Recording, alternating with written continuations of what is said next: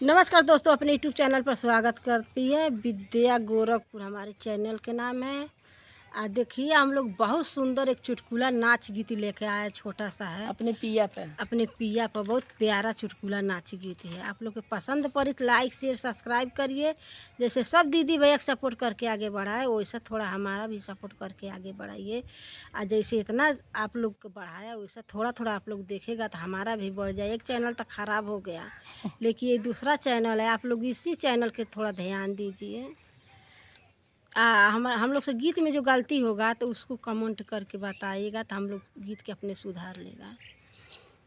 मधुबनवा में पियावा खेला जुआ, मधुबनवा में पियावा खेला जुआ, मधुबनवा में पियावा सोने के थाली में जेवना बनावलो, सोने के थाली में जेवना बनावलो।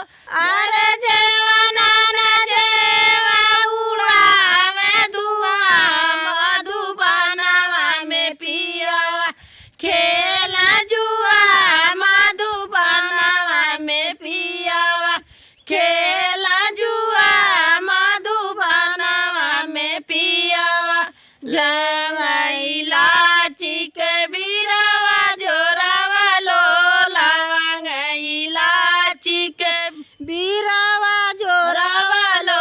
अरे बीरावा न कूचा उड़ावे धुआं, मधुबनवा में पियावा खेला जुआ, मधुबनवा में पियावा खेला जुआ, मधुबनवा में पियावा झझर गेड़ुआ गंगा जल पानी, झझर गेड़ुआ गंगा जल पानी।